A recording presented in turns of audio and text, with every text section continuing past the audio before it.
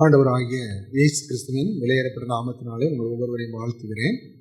இந்த நாளில் கூட நாம் கர்த்தரை ஆராதித்து தொழுது கொள்ளும்படியாக எபேசியர் 5ஆம் அதிகாரம் 18-19 வசனத்தை நாம் வாசிக்கலாம்.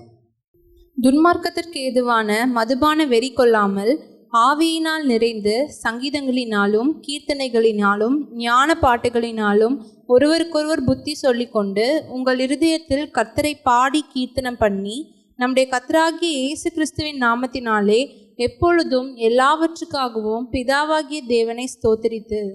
கர்த்தர் தாமே உங்களை ஆசீர்வதிப்பாராக. ஆவியினாலே நிறைந்து நாம் தேவனை ஆராதிக்க வேண்டும். ஆவியினால நிறைந்து தேவனை ஆராதிப்பது என்பது என்ன?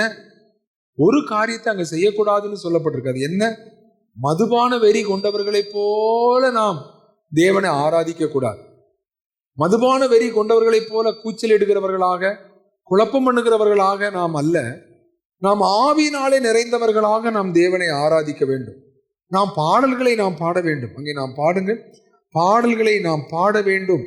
19வது வசனத்திலே உங்கள் இருதயத்தில் கர்த்தரை பாடி என்ன செய்ய வேண்டுமா?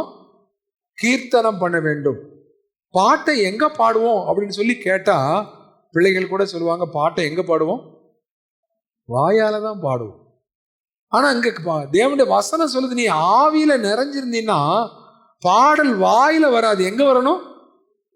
இருதயத்துல. வாயில இல்லையா? இருதயத்துல வரணுமா? இருதயத்தில கர்த்தரை பக்தியுடன் பாடி, பக்தியுடன் பாடி. இன்னைக்கு ஆவியில நிறைஞ்சன்னு சொன்னா இன்னைக்கு பயங்கரமா கைத்தட்டி பெரிய மியூசிக்குகளை எல்லாம் பயங்கரமான இசைக்கருவிகளை வாசித்து எல்லாரும் சத்தமா பாடுவாங்க. பாடின பாடலை திரும்ப திரும்ப பாடுவாங்க. அவிதமான பாடல்களை பாடுவதை குறித்து இங்க வேதம் சொல்லல. ஆவினால நிறைந்தினா உன்னுடைய பாடல் எங்க இருக்கும்? இருதயத்துல இருக்கும். அந்த இருதயத்துல கர்த்தரை பாடி கீர்த்தனம் பண்ணுகிறது இருதயத்திலே காணப்படும் என்று சொல்லி நாம் அங்கே வாசிக்கிறோம். எனக்கு அருமையான தேவனுடைய பிள்ளைகளே, எப்படிப்பட்ட சூழ்நிலையிலே நாம் தேவனை நாம் ஆராதிக்க வேண்டும், எப்படி ஆராதிக்க வேண்டும், எப்படி துதிக்க வேண்டும்? நாம் 19ஆம் வசனத்திலே நாம் இருதயத்திலே கர்த்தரை பாட வேண்டும். 20ஆம் வசனத்தை நாம் வாசிக்கலாம். நம்முடைய கர்த்தராகிய இயேசு கிறிஸ்துவின் நாமத்தினாலே எப்பொழுதும் எல்லாவற்றுக்காகவும் பிதாவாகிய தேவனை ஸ்தோத்திரித்து. ஒரு ஆராதனை என்று சொல்லும் பொழுது அது ஆவியினால் நிறைந்த ஒரு ஆராதனையாக அது காணப்பட வேண்டும் என்றால் இருதயத்திலே கர்த்தரை பக்தியுடன் பாடுகிற ஒரு பாடல் அங்கே காணப்பட வேண்டும். இரண்டாவதாக எல்லாவற்றிற்காகவும் எப்பொழுதும் பிதாவாகிய தேவனை என்ன செய்யணுமா? ஸ்தோத்தரிக்க வேண்டும். எல்லாவற்றிற்காகவும் எப்பொழுதும் என்கின்ற வார்த்தையை இந்த நாளிலே நாம் தியானிக்க இருக்கிறோம். எல்லாவற்றிற்காகவும். நல்ல காரியம், சாட்சி சொல்ல வாங்க அப்படின்னு சொன்னா நம்ம என்ன செய்வோம்? என்ன சாட்சி சொல்லலாம்? ஓ, இந்த ஒரு காரியத்தை ஆண்டவர் நமக்கு அற்புதமா செஞ்சு கொடுத்தா நம்ம சாட்சி சொல்லுவோம் அப்படின்னு நல்ல காரியங்கள், கர்த்தர் நம்ம வாழ்க்கையில செய்த நன்மைகளை, நம்ம பெற்ற அதிசயங்களை, கர்த்தர் நமக்கு செய்த அற்புதங்களை நாம சாட்சியா சொல்லுவோம். அது நல்ல காரியம்தான். அப்படிதான் நம்ம சாட்சி சொல்லணும்னு பைபிள் சொல்லுது. ஆனா தேவனை ஆராதிப்பது என்பது எப்படிப்பட்ட ஒரு ஆராதனைன்னா எப்பொழுதும் எல்லாவற்றிற்காகவும் பிதாவாகிய தேவனை கர்த்தராகிய இயேசு கிறிஸ்துவின் நாமத்தினாலே ஸ்தோத்திரிக்க வேண்டும். அப்போஸ்தலர் நடபடிகளின் புஸ்தகத்துல 16ஆம் அதிகாரத்துக்கு நம்ம வரும்பொழுது வாசியுங்கள். அப்போஸ்தலர் நடபடிகளின் புஸ்தகம் 16ஆம் அதிகாரம் 22-23 வசனத்தை நாம் வாசிக்கலாம். அப்பொழுது ஜனங்கள் கூட்டம் கூடி அவர்களுக்கு விரோதமாய் எழும்பினார்கள். பிரியமானவர்களே, இங்கே நாம் வாசிக்கிறோம், ஜனங்கள் கூட்டம் கூடி அவர்களுக்கு விரோதமாய் எழும்பினார்கள். ஆகவே இங்கே பவுலை குறித்து நாம் பார்க்கிறோம். பவுலுடைய ஊழியத்திலே விரோதமாய் எழும்பினார்கள். எத்தனை பேரு? ஒன்றல்ல, ரெண்டல்ல, கூட்டம் கூடி விரோதமாய் எழும்பினார்கள். தொடர்ந்து வாசியுங்கள். அதிகாரிகள் அவர்கள் வஸ்திரங்களை கிழித்து போடவும். அதிகாரிகள், அந்த இராணுவ அதிகாரிகள் என்ன சொன்னாங்க? அவங்களுடைய வஸ்திரங்களை கிழித்து போடவும், அவர்களை அடிக்கவும் சொல்லி அவர்களை அடிக்க வேண்டும். இப்போ சூழ்நிலை எப்படி இருக்குது அப்படின்னா விரோதமா இருக்கிறாங்க. ஜனங்கள் கொஞ்சமல்ல, பெரிய கூட்டமாக அவர்களுக்கு விரோதமாக திரள் கூட்டம் எழும்பி நிக்கிறாங்க.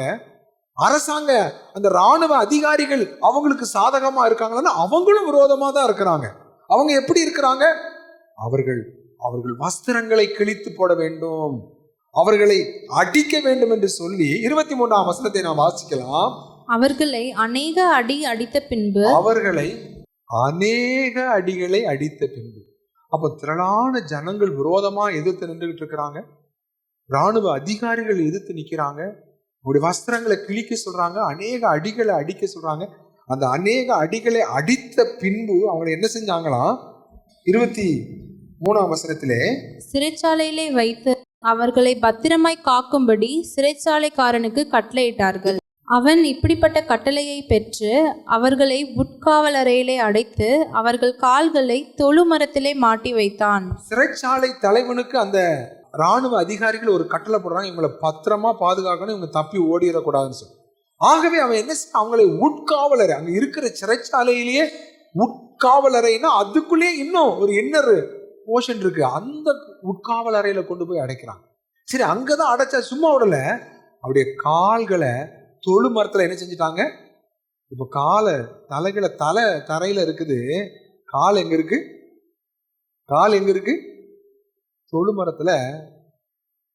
ஒரு தொழு மரம் என்ன அப்படின்னா, இப்படி ஒரு மரம் இருக்கும், இதுல காலை மாடு, அதுக்கு மேல இன்னொரு மரத்தை மாட்டு போட்டுடும்.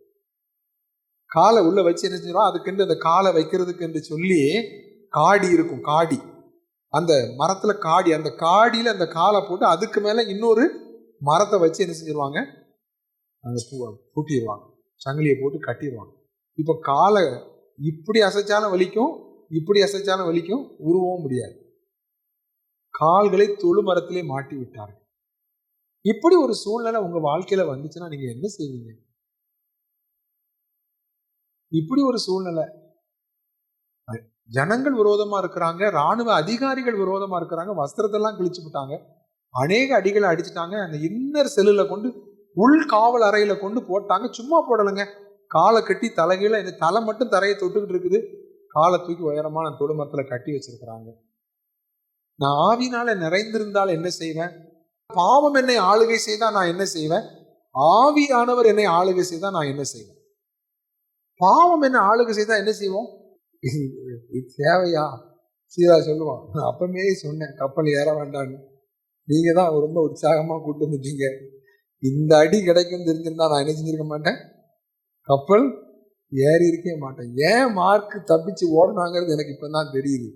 இவரு கூட போனா இதான் நிலைமைன்னு அவன் என்ன செஞ்சுட்டான், தீர்க்க தரிசனமா கண்டுபிடிச்சிட்டான், தப்பிச்சுட்டான். நம்ம மாட்டிக்கிட்டோமே அப்படின்னு சீலா நினைச்சிருப்பான். ஆனா அவங்க அப்படி நினைக்கல. அவர்கள் தேவனையும் குறை சொல்லல, தங்களையும் நொந்து கொள்ளல, அங்கே விரோதமா இருக்கிற அந்த ஜனங்களையோ அல்லது அந்த ராணுவ அதிகாரிகளையோ அவங்க விரோதமா பேசல. பிரியமானவர்களே, ஆவியால் நிறைந்து எப்பொழுதும் எல்லாவற்றிற்காகவும் பிதாவாகிய தேவனை ஸ்தோத்திரியுங்கள். அப்ப அவங்க என்ன செய்யறாங்க? 25ஆம் வசனத்திலே வாசிக்கலாம். நடுராத்திரியிலே பவுலும் சீலாவும் ஜெபம் பண்ணி தேவனை துதித்து பாடினார்கள். ஆவியினாலே நிறைந்த ஒரு ஜீவியத்தை நாம் இங்கே பார்க்கிறோம். பரிசுத்த ஆவியானவர் ஆளுகை செய்கிற ஒரு மனிதனுடைய வாழ்க்கையில எதிர்மறையான ஒரு சூழ்நிலையின் வழியாய் அவன் போகும் பொழுது அவன் முறுமுறுக்கிறவனாக, குறை சொல்லுகிறவனாக, எரிச்சல் அடைகிறவனாக, பொறாமை அல்லது அங்கே பொறுமை இல்லாதவனாக அல்ல. அங்க எப்படி பாருங்க, 25ஆம் வசனத்திலே, நடு ராத்திரியில எவ்வளவு காயங்கள் இருந்திருக்கும். பசிக்க சாப்பாடு ஒண்ணுமே கிடைச்சிருக்காது, பயங்கர பட்டினி. நடு ராத்திரியில பசி கறக்கம் ஒரு பக்கம், அடி வாங்கின கறக்கம் ஒரு பக்கம், ஜெயில கொண்டு போட்டிருக்கிறாங்களே, என்ன நடக்கும், காப்பாற்ற யார் வருவா தெரியாது. எப்போ யாருக்கு தெரிய போகுது, யார் நம்மளை காப்பாற்றுறதுக்கு எந்த முயற்சி செய்ய முடியும்? எதையும் செய்ய முடியும். அந்நிய தேசம், யாருமே சபையே இல்லாத ஒரு இடத்துல அவங்க தேவனுடைய ஊழியத்தை செய்து கொண்டிருக்கிறாங்க. அவங்களுக்கு விடுதலை உண்டா? நம்பிக்கை இல்லை. அவங்களை யார் விடுவிப்பா? யாருமே செய்ய முடியாது. ஆனா அந்த நடு ராத்திரியிலே பவுலும் சீலாவும் என்ன செஞ்சாங்களாம்? ஜெபம் பண்ணி தேவனை. இன்னைக்கு காலையில எத்தனை பேர் ஜெபம் பண்ணோம்? கையெல்லாம் வைத்த வேண்டாம். எத்தனை பேர் ஜெபம் பண்ணோம்? கால்கள் தொழுமரத்துல மாட்டி வைக்கப்பட்டிருக்கு. அவங்க என்ன பண்ணாங்க? ஜெபம் பண்ணாங்க. இன்னைக்கு காலையில எத்தனை பேர் ஆண்டவருக்கு நன்றி சொன்னோம்? எத்தனை பேர் ஆண்டவரை துதிச்சு பாடணும்? பாடல்களால நம்ம காலையில எத்தனை பேர் தேவனை துதிச்சு பாடணும்? பிரியமானவர்களே, இங்கே நடுராத்திரியிலே பவுலும் சீலாவும் ஜெபம் பண்ணி தேவனை துதித்து பாடினார்கள். அப்போ ஒரு பரிசுத்த ஆவியால் நிறைந்த ஒரு ஜீவியத்தினுடைய அந்த வெளிப்பாடை நாம் இங்கே பார்க்கிறோம். ஆவியானவராலே ஆளுகை செய்யப்படுகிற ஒரு மனிதன் அவன் எப்படி இருப்பான்? அவன் முறுமுறுக்கிறவனாக அல்ல, அவன் குறை கூறுகிறவனாக அல்ல, அவன் சமாதானத்தை இழந்தவனாக அல்ல, அவன் திருப்தியற்றவனாக அல்ல. அவனுக்கு எதுவுமே இல்லை, வஸ்திரம் இல்லை, நல்ல சுகம் இல்லை, காயங்கள், பசி, பட்டினி, அங்கே சிறைச்சாலையை அடைக்கப்பட்ட நிலைமை, கால்கள் தொழுவத்திலே மாட்டப்பட்ட நிலைமை, எல்லாமே எதிராக இருக்கிறது. ஆனால் ஆவியானவர் ஒரு மனிதனுடைய வாழ்க்கையிலே ஆளுகை செய்யும் பொழுது, ஆவியானவரால் நிறைந்த ஒரு வாழ்க்கையை ஒரு மனிதன் அனுபவிக்கும் பொழுது, அவன் நடுராத்திரியிலே துதித்து பாடுகிறான், துதித்து பாடுகிறான். பிரியமானவர்களே, ஆவியின் நிறைவை நாம் இங்கே பார்க்கிறோம். ஒரு ஆவியானவரால் நிரப்பப்பட்ட வாழ்க்கையை அந்த வெளிப்பாட்டை பார்க்கிறோம். கிறிஸ்துவனுடைய ஜீவன் எவ்வளவு வல்லமை உள்ளது. ரிச்சர்ட் உம்பரான் என்று சொல்லக்கூடிய ஒரு தேவ மனிதர் ருமேனிய சிறைச்சாலையிலே அதிகமான சித்திரவதைகளை அவர் அனுபவித்தார். அவருக்கு அதிகமான பாடுகள். ஆனால் எப்பவும் அவருடைய முகம் சிரித்த முகமா இருக்கும்.